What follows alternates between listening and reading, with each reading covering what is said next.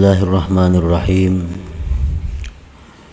Alhamdulillahilladzi hadana lita'miril qalbi wa ihya'ih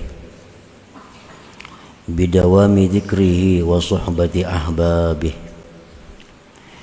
Ashhadu an la ilaha illallah wahdahu la syarika lahu fi ardihi wa samaihi.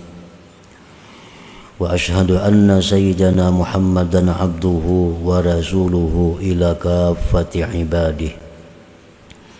Sallallahu wa sallama ala sayyidina Muhammadin as-sadiqil masduqi fi jami'i ahwalih. Wa ala alihi wa sahbihi wa dzurriyyatihi wa atba'ih. Salatu wa salaman daimaini mutalazimaini ila yaumil liqa'ih. Amma ba'du. Yang kita hormati dan kita cintai para habaib dan para alim ulama, para muhibbin, hadirin hadirat rahimakumullah. Pertama-tama kita memanjatkan puji dan syukur kehadirat Allah Subhanahu wa ta'ala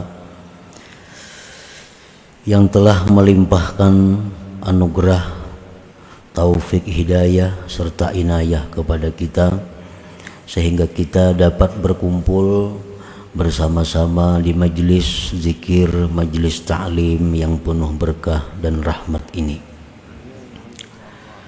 Salawat dan salam kita haturkan kepada junjungan kita Nabi besar Muhammad sallallahu alaihi wasallam dan kepada seluruh keluarga, para sahabat, zurriyat dan pengikut beliau sampai hari akhir.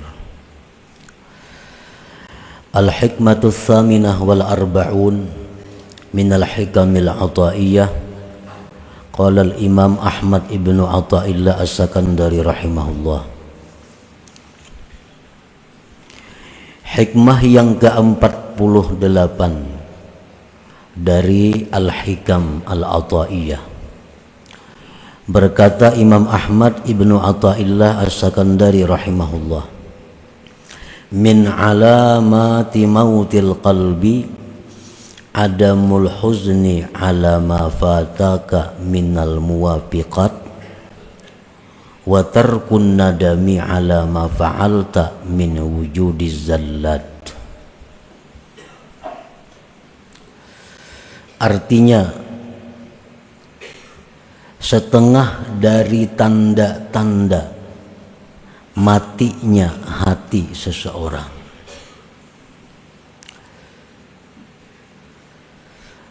tiada duka cita, tiada sedih atas sesuatu yang keluputan akan dia daripada perbuatan taat kepada Allah.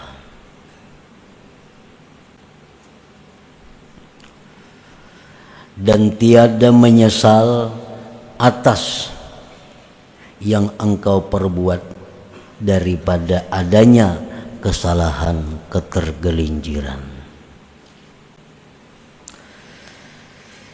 Dalam hikmah yang ke-48 ini beliau menyebutkan ada 2 dari sekian tanda mati hati seseorang. Yang pertama tadi disebut sidin, tidak sedih, kada menyesal, kada berduka atas keluputan berbuat taat kepada Allah.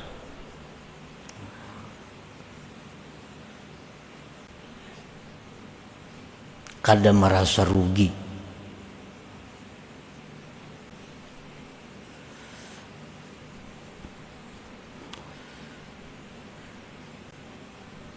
Baik taat itu berupa yang fardu atau taat itu berupa yang sunat. Misalnya kita guring. Nah, lalu bangun guring jam 6 subuh. Otomatis subuh tadi taliung. Pertama keluar pada waktunya, nang kedua sembahyang berjamaahnya kada umpat, di situ inya kadada merasa rugi, biasa-biasa. Nah ini salah satu alamat orang ini mati hatinya, salah satu tandanya. Kalau orang itu hatinya hidup, inya menyesal, inya merasa rugi karena kada sempat sembahyang subuh berjamaah, kada sempat sembahyang pada waktunya, menyesal luar biasa. Nah ini alamat hati orang itu hidup.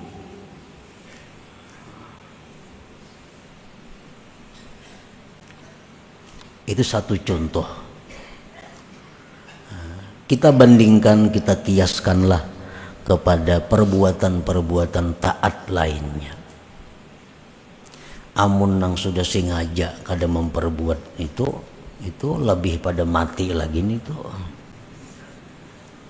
Tahuai waktunya ada, awaknya lapang, awaknya sihat, orang berbuat taat, inya kada tegiur-giur nak umpat, itu alahan pada mati lagi.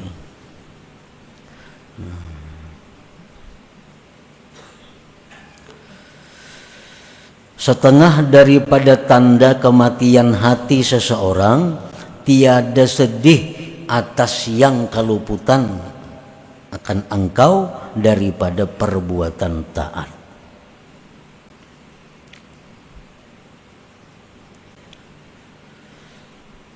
Nah disebutkan di zaman dahulu ada di antara para salihin, para sahabat Nabi yang mana mereka itu kada sempat. Nah, begitu sampai ke masjid, orang sudah tuntung sembahyang berjamaah. Menyesal luar biasa karena kehilangan 27 derajat. Kehilangan 27 kebaikan. Karena sembahyang berjamaah orang sudah bubar. Mereka merasa rugi. Lalu mereka bayar dengan 27 kali sembahyang. Nah ini orang yang hidup hatinya. Padahal andai kata kada dibayar pun merasa rugi, itu sudah cukup tanda hidupnya hati seseorang.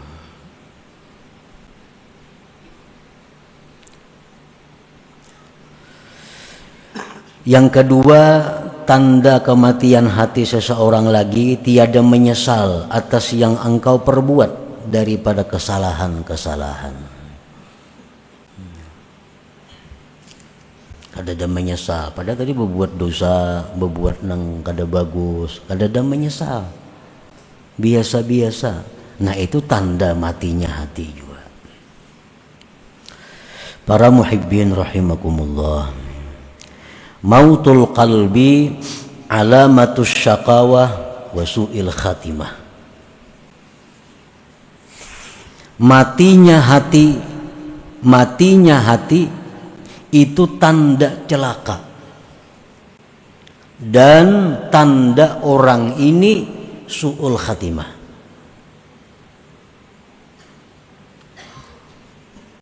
Matinya hati artinya kadada merasa rugi ketinggalan berbuat baik, kadada menyesal berbuat kesalahan, berarti hatinya mati.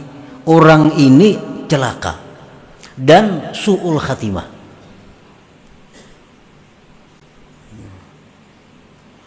Amun orang itu hatinya mati, walaupun dipadahkan celaka dan su'ul khatimah, kan ada masalahnya, hatinya mati.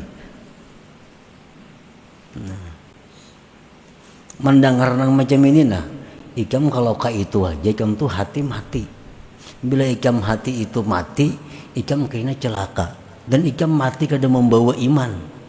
Biasa aja, orang mati. Orang mati.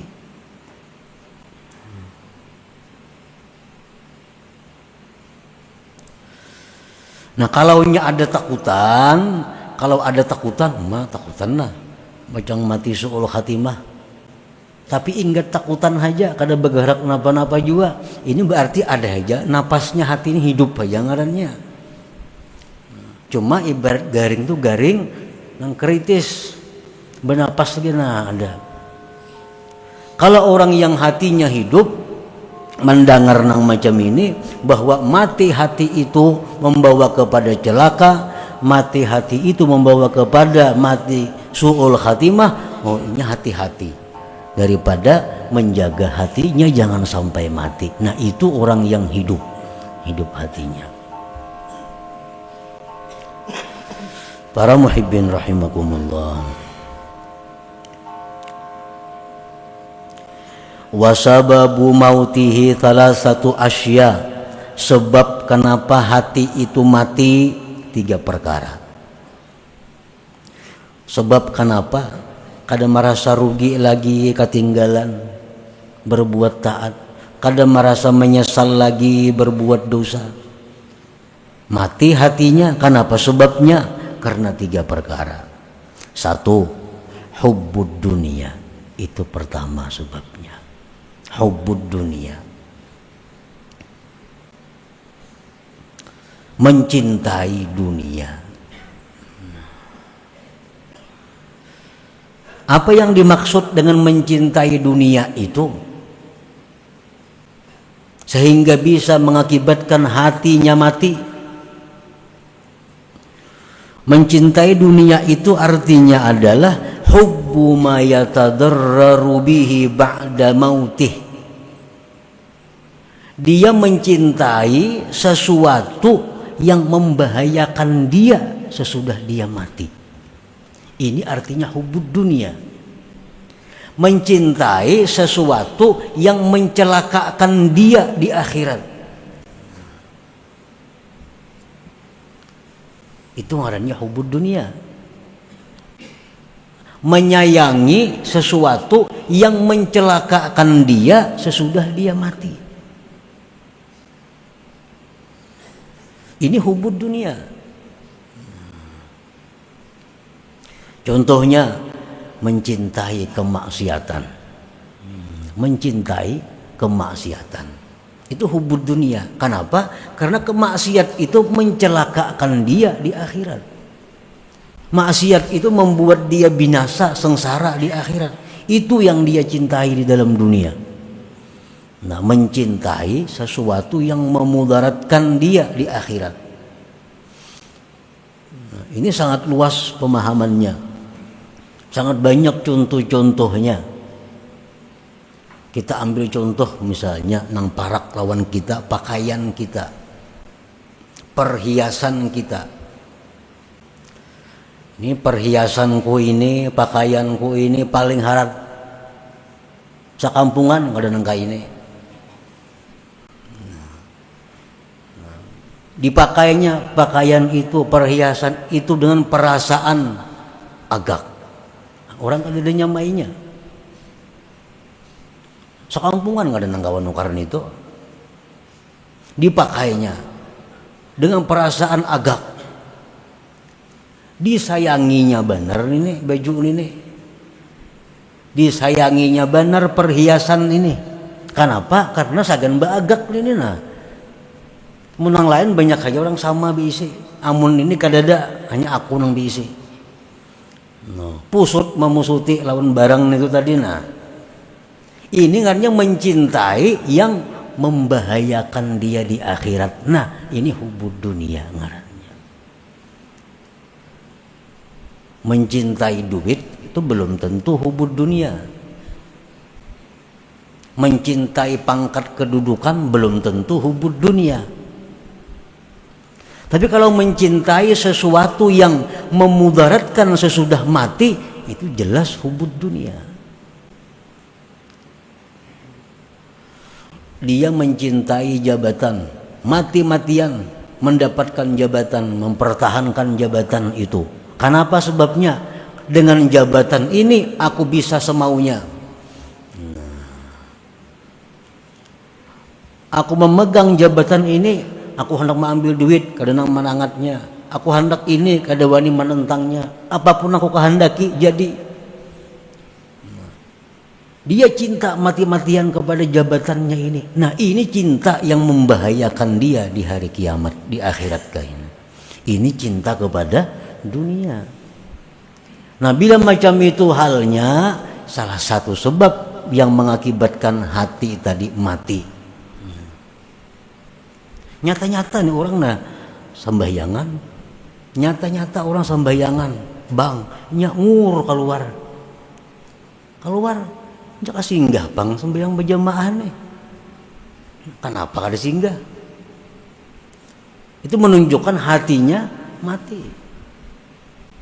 Jakanya hatinya hidup, jelas sembahyang berjamaah dulu hanya berangkat. Pengajian ada, majelis taklim ada, jelas sudah hari ini majelis taklim. Sehari sebelumnya ngur hilang kemana? Jakana bermanfaat ada. Nah ini tanda hati mati. Kenapa mati? Karena mencintai yang mencelakakannya di akhirat tadi.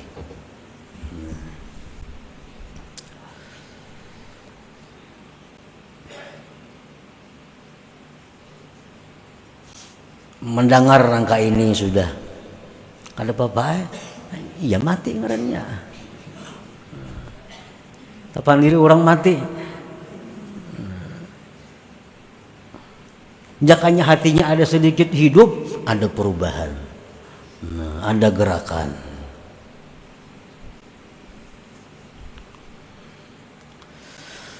Hubbud dunia tadi yang pertama. Jadi jangan diartikan secara umum hubbud dunia itu ketujuh cinta duit, kada.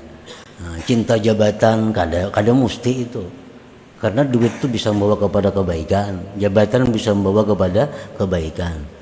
Nang kada boleh itu, yang membahayakan itu mencintai sesuatu yang membawa siksa di akhirat. Itu.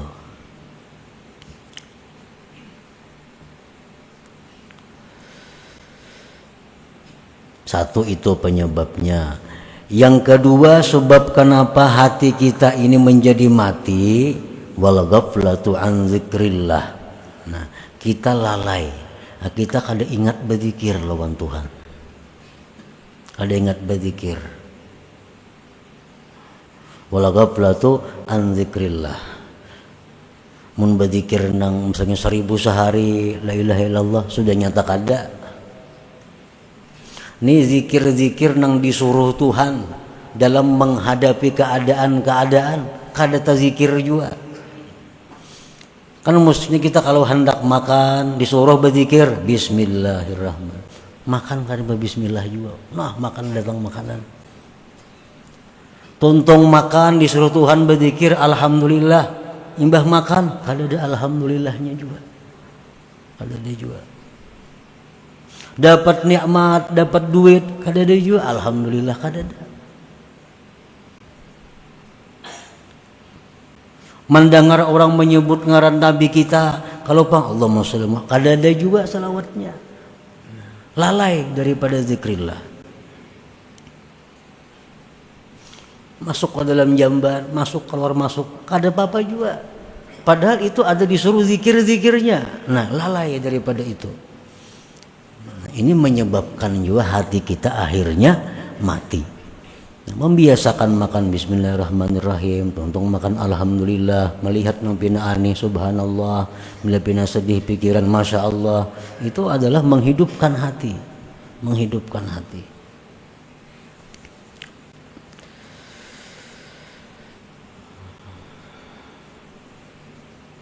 Yang ketiga yang menyebabkan hati itu mati, irsadul jawarih fi ma'asillah, yaitu melepas anggota pada maksiat. Nah, maksiat napa aja belanya hendak dilepasnya. Ada pemandangan nang haram, hendak memandang diitihinya. Ada pendengaran nang haram, hendak didengarakannya. Nah, dilepasnya anggotanya kepada yang maksiat. Nah, jadi kita mati hati kita itu.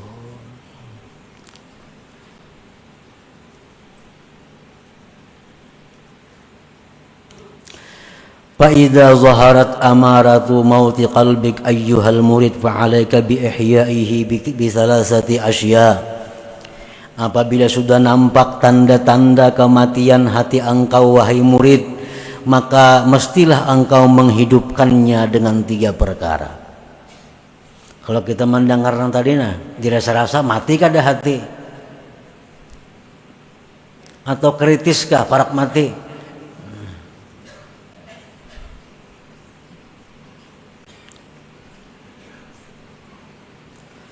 Nah, bila sudah muncul nampak tanda-tanda matinya hati engkau wahai murid, maka lazimilah, maka mestilah engkau menghidupkannya dengan 3 hal. Nah, menghidupkan ini ngalih, orang mati dihidupkan. Menyigarakan nang garing jin lapah kita. Ini sawat mati. Sawat mati. Nah, menghidupkannya itu pertama az-zuhdu fid dunya. Zuhud pada dunia. Zuhud pada dunia ini bukan artinya nang jadi bupati, ampih jadi bupati, kada. Nang sugih beri akan seluruh harta, kada. Zuhud pada dunia ini artinya apa? Tinggalkan sesuatu yang mencelakakan di akhirat. Napa-napa tadi? Hal-hal yang maulah kita celaka di akhirat, jangan lagi diurus nih tuh. Oh, pakaian ini nih, ini rancak maulah aku jadi sengsara. Pakaiannya maulah aku bikin aku sombong. Pakaiannya maulah aku agaknya. Nah, dijual, mengkulir memberi akan, jadi akan duit. Larang harganya 4 juta, 5 juta harganya, atau puluhan juta harganya. Jual. Cari pakaian-pakaian yang kadang membuat sombong. Cari perhiasan yang kadang membuat sombong. Cari apa yang kadang membuat sombong. Jabatan. Amun aku di jabatan ini kada kawa, kada maksiat nah. Soalnya aku ini ngalih. Ini duduk di jabatan yang kada kawa kada maksiat. Amun hendak hidup hati, tinggalkan jabatan itu. Mau kada mau. Kalau jabatan itu kada kawa kada maksiat. Ini ada orang pejabat tuh nang jabatan pasti maksiat, kada kawa kada maksiat. Udah kada maksiat diambil orang mau kada ampe.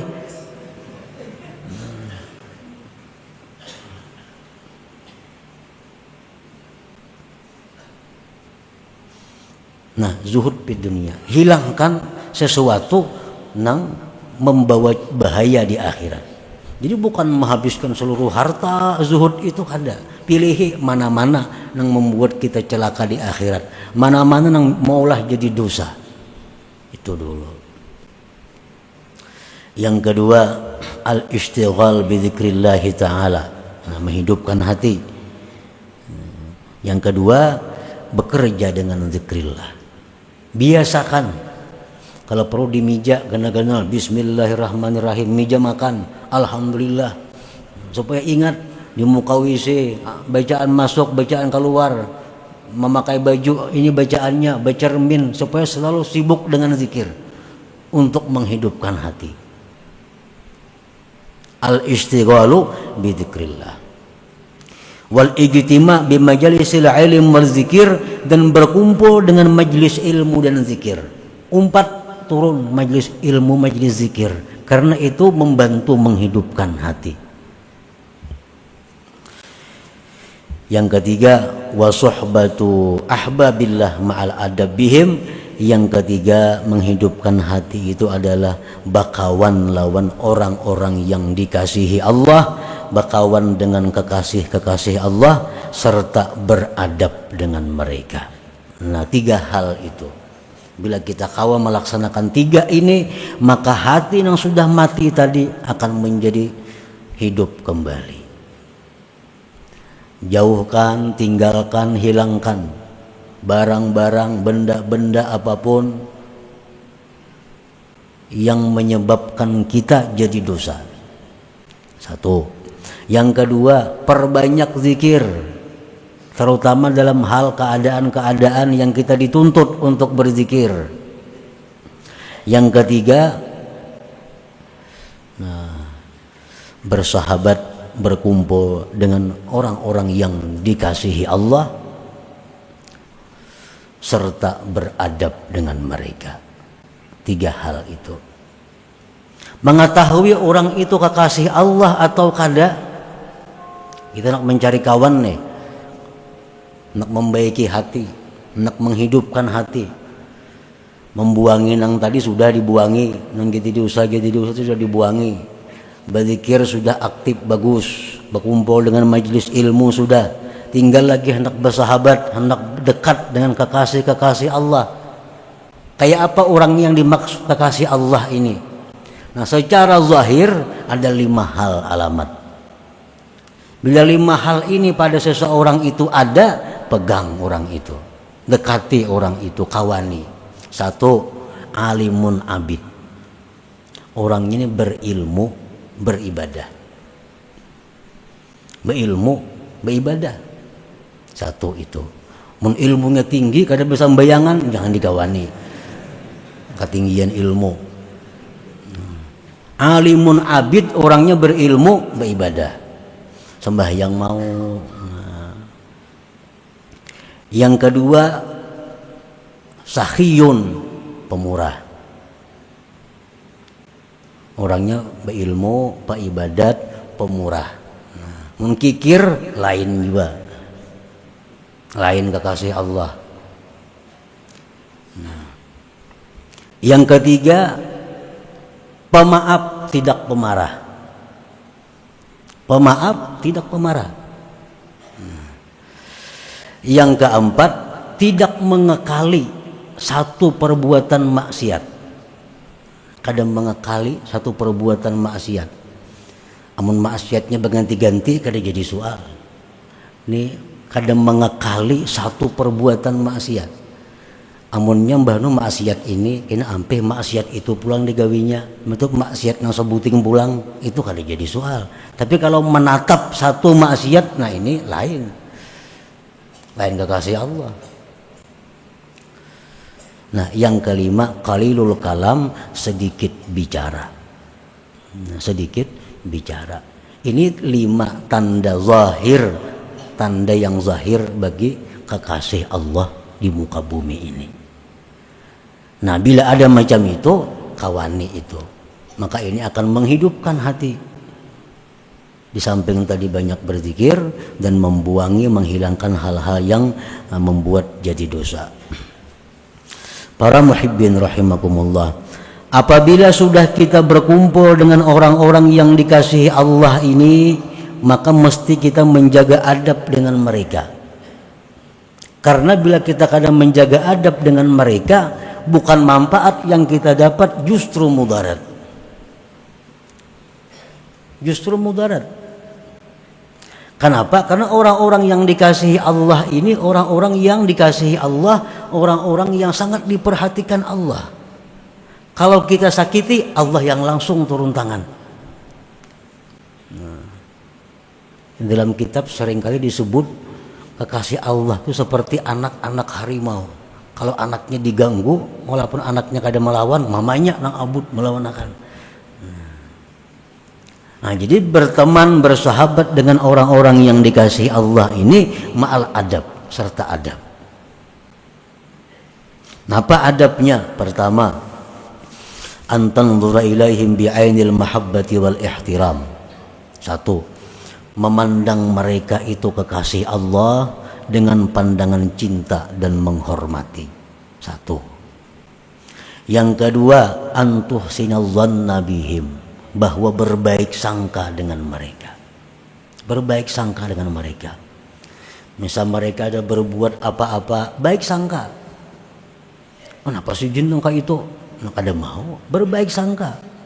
Barangkali si jin ada ilmunya, barangkali si jin ada hukumnya yang kita kada tahu. Mudah. Yang ketiga, an la ta'tarida ilaihim, jangan mengeritik mereka. Kenapa nangka itu? Kada kawa, nah itu kada kawa bakawan sudah. Jangan mengeritik mereka. An la ta'tarida ilaihim, jangan mengeritik kepada mereka. Yang keempat, antakhdumahum, bahwa engkau berkhadam kepada mereka. Berkhadam ini artinya apa? Berkhidmat. Berkhidmat itu membantu mereka. Sekurang-kurang membantu apa? Kadang membebani mereka. Itu sudah berkhidmat. Sekurang-kurang berkhidmat itu kada membebani mereka, cukup. Ibaratnya kada kau membantu tenaga, kada kawa, membantu duit kada kawa, membantu pikiran kada kawa, jangan memuyaki barang. Jangan memuyaki. Jangan mariputakan. Yang kelima, antuhibba man ahabbahum wa man ahabbu. Mencintai orang-orang yang cinta kepada mereka dan mencintai orang-orang yang mereka cintai. Mencintai orang-orang yang cinta kepada mereka kekasih Allah dan mencintai orang-orang yang mereka cintai. Amun gak kasih sidin dimusuhi, kada kawan itu. Atau orang yang sayang lawan sidin dimusuhi juga, kada kawan juga. Mesti cinta kepada orang yang cinta kepada kekasih Allah dan mencintai orang-orang yang dikasihi mereka. Yang keenam, antad'u walahum, bahwa engkau doakan bagi mereka itu. Doakan agar mereka dipelihara Allah, dilindungi Allah, dipanjangkan umurnya, dimudahkan segala urusannya. Doa kita kepada kekasih-kekasih Allah tadi. Nah, bila 6 perkara itu kita berteman, kita bersahabat dengan kekasih Allah, maka segala apa yang Allah berikan kepada mereka kita dapat bagian yang sama, walaupun kita guring. Malam kita guring, nah, sidin beribadah, sidin beribadah. Apa yang sidin dapat, kita dapat. Asal bujur-bujur bergabung dengan mereka-mereka itu dan menjaga adab dengan mereka. Ini ia yang almar'u ma'aman ahab, seseorang itu nanti di akhirat beserta orang yang dia cintai. Nah, itu maksudnya. Walaupun dalam dunia amalnya kada sama, tapi karena inya cinta bisa tergabung kayaknya di sana. Jadi untuk menghidupkan hati, pertama tadi membuangi perkara-perkara yang membuat dosa. Yang kedua, menyibukkan diri dengan zikir. Yang ketiga, bersahabat, berkumpul dengan kekasih-kekasih Allah serta menjaga adab dengan mereka. Nah, bila mana 3 hal itu ada pada diri kita, maka hati kita yang mati akan kembali dihidupkan oleh Allah Subhanahu wa taala. Nah, kemudian selanjutnya hikmah yang ke-49. Ila hadratin Nabi sallallahu alaihi wasallam al-Fatihah. A'udzubillahi minasyaitonir rajim. Bismillahirrahmanirrahim. Iyyaka na'budu wa iyyaka nasta'in. Ihdinas siratal mustaqim. Siratal ladzina an'amta 'alaihim. Ya Allah biha, ya Allah biha, ya Allah bihusnil khatimah. Ya Allah biha, ya Allah biha, ya Allah bihusnil khatimah. Ya Allah biha, ya Allah biha, ya Allah bihusnil khatimah. فيا أيها الرجل منه شفاعة صلوا عليه وسلموا تسليما اللهم صل وسلم وبارك